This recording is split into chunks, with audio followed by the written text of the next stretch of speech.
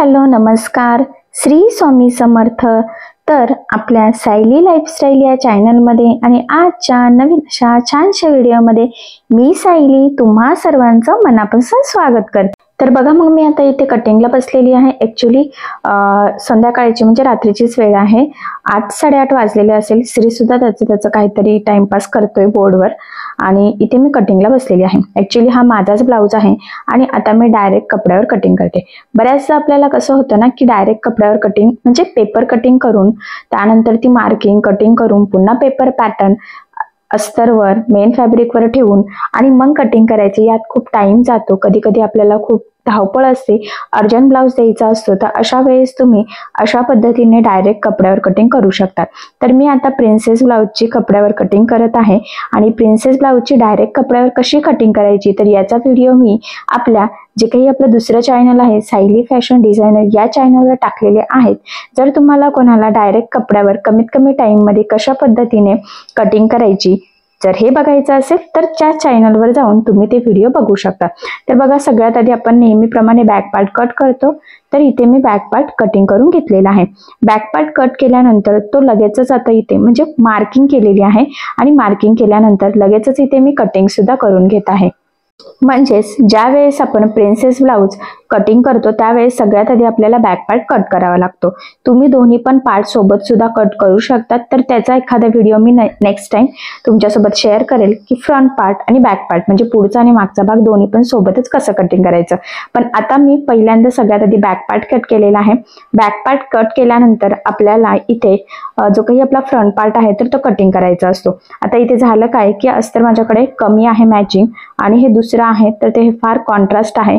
पण आता मी काय करते की जे काही उरलेलं अस्तर आहे आधीच एकदम मॅचिंग तर ते स्लीव्ज साठी ठेवलेलं आहे, म्हणजे बॅक पार्ट आणि स्लीव्ज या दोन्हींसाठी सेम अस्तर यूज करते आणि मग हे जे काही दुसरं थोडंसं वेगळं आहे तर ते फ्रंट पार्ट साठी इथे यूज करणार आहे। कारण आता मला ना घाई गडबडीत हरतालिकेसाठी हा माझा ब्लाऊज मी स्टिच करत आहे अर्जंटमध्ये आणि म्हणून जर का मी आता उद्यासाठीच थांबली तर एका दिवसात माझं पूर्ण दुकानात जाऊन अस्तर आणून कटिंग स्टिचिंग डिझायनिंग हे सगळं होणार नाही, परत व्हिडिओ शूट वगैरे।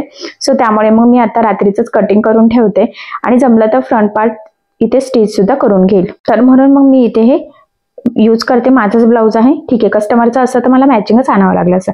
तर बघा, मग मी इथे फ्रंट पार्ट कट करते म्हणजेच मार्किंग करून घेत आहे। तर सगळ्यात आधी आपण बॅक पार्ट ठेवून फ्रंट पार्टची आहे तशी मार्किंग करतो आणि त्यानंतर पुढच्या भागासाठी आपल्याला उंची 1 इंच एक्स्ट्रा घ्यायची असते आणि जो काही मुंड्याचा शेप असतो आपला तर तो सुद्धा पुढच्या मुंड्याचा मार्किंग करायचा असतो। तर ते सुद्धा कटिंगच्या व्हिडिओमध्ये मी सायली फॅशन डिझायनर या चॅनलवर डिटेलमध्ये टाकलेले आहेत। आणि बऱ्याचदा काय होतं की प्रिन्सेस ब्लाऊजचा पफ प्रॉपर येत नाही, त्यामुळे फिटिंगला ब्लाऊज बसत नाही जास्त साईज असेल तरी सुद्धा।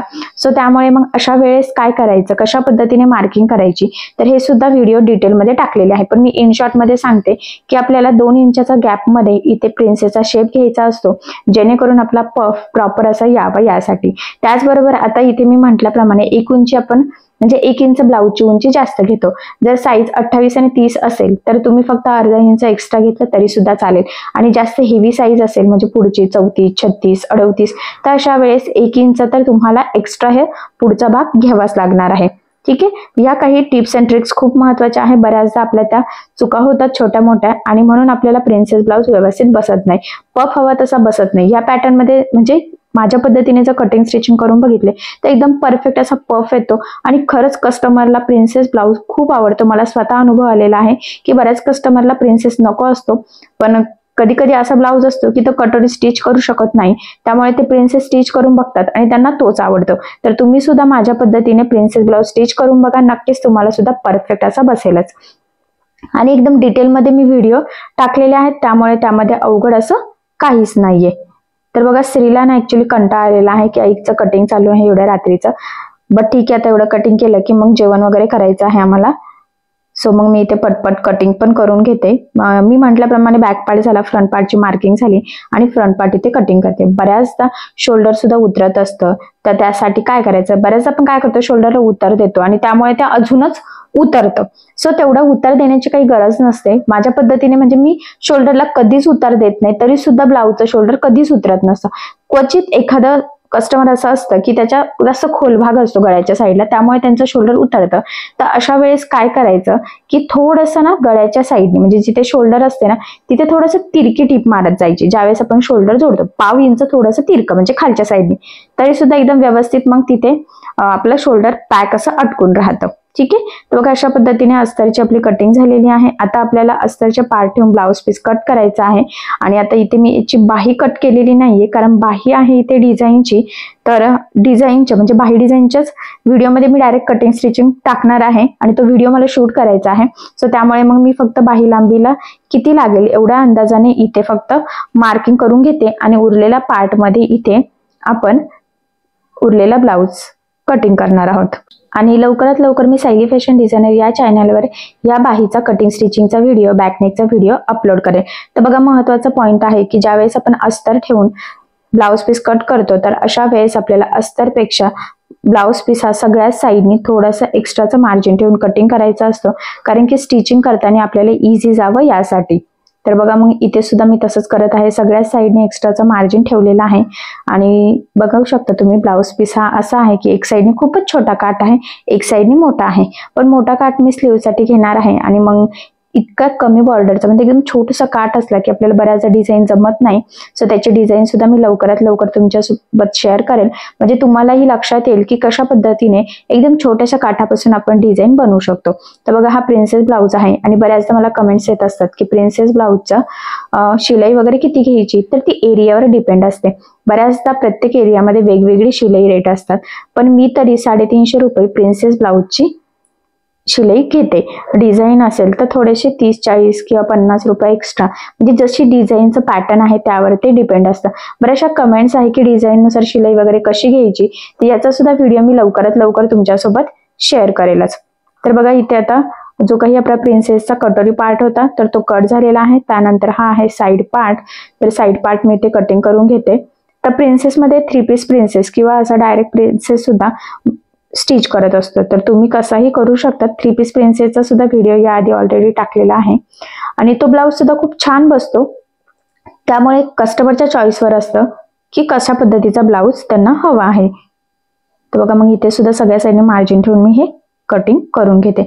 लक्षात राहू द्या, आता ज्यावेळेस आपण क्रॉसपट्टीचा ब्लाउज कटिंग करतो, म्हणजे आता हा सिंपल प्रिन्सेस आहे विथ क्रॉसपट्टी असतात, तर क्रॉसपट्टी आपल्याला अर्धा इंच एक्स्ट्राची वाढवून घ्यायची असते अस्तरवर. तर हा पॉइंट इम्पॉर्टंट आहे.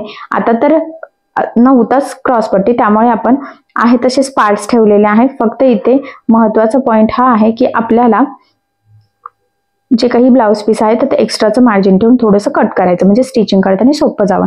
आणि हा जो काही छोटासा काट आहे तर तो सुद्धा मी इथे कट करून सेपरेट करते, म्हणजे डिझाईन बनवायला मला जरा सोपं जाईल. म्हणून कटिंग करताना सगळं रेडी करून ठेवलं की कमीत कमी टाइम मध्ये आपला ब्लाउज रेडी होतो. तर चला होतं उरलेलं पार्ट मी साईडला ठेवते. आता म्हटल्याप्रमाणे मोठा काट तर स्लीव्हलाच घ्यायचा आहे आणि जो काही दुसरा मॅचिंग अस्तर आहे तर त्यामध्ये मी इथे स्लीव्ज कट करणार आहे. तर अशा पद्धतीने माझी पटपट अशी इथे कटिंग झालेली आहे. तर 32 साईजच्या प्रिन्सेस ब्लाउजची कटिंग इथे संपूर्ण झालेली आहे. सो तुम्ही सुद्धा या टिप्स अँड ट्रिक्स वापरून ब्लाउजची कटिंग करून बघा आणि डिटेल व्हिडिओ आपल्या सायली फॅशन या चॅनलवर तुम्हाला मिळतीलच, म्हणजे कटिंग कशी करावी ते हे सहजच तुमच्या लक्षात येईल. ठीक आहे. सो चला मग आता कटिंग करता करता इन शॉर्ट मध्ये मी काही महत्त्वाच्या टिप्स अँड ट्रिक्स तुमच्यासोबत शेअर केलेल्या आहे, जेणेकरून तुमचे ब्लाउजचे जे काही प्रॉब्लेम्स असतील तर ते नक्कीच सॉल्व्ह होतील. किंवा काही व्हिडिओ मिळत नसतील तर ते आपल्या सायली लाईफस्टाईल या चॅनलवर नाहीये, तर detail video Sayali fashion designer चॅनलवर आहे. हे बऱ्याच जणांना माहित नसतं. सो कटिंग करता करता महत्त्वाच्या काही गोष्टी मी तुमच्यासोबत शेअर केलेल्या आहे. ठीक आहे. सो चला मग आता आपण आपला आजचा व्हिडिओ इथेच थांबूयात. भेटूया पुन्हा नवीन अशा छानशा व्हिडिओमध्ये. आणि तुम्हाला आपला आजचा व्हिडिओ कसा वाटलाय मला कमेंट करून नक्की कळवा. त्याचबरोबर आपला व्हिडिओ आवडला असेल तर व्हिडिओला लाईक करायला विसरू नका. आणि असेच नवीन छानसे व्हिडिओज बघण्यासाठी आपल्या सायली फॅशन डिझायनर या चॅनलला लाईक करा, शेअर करा आणि सबस्क्राईब करायला विसरू नका. ठीक आहे. चला मग भेटूया पुन्हा नवीन अशा छानशा व्हिडिओमध्ये. तोपर्यंत टेक केअर, काळजी घ्या. आणि आपला आजचा व्हिडिओ शेवटपर्यंत पूर्ण बघितल्याबद्दल thank you so much. Bye bye.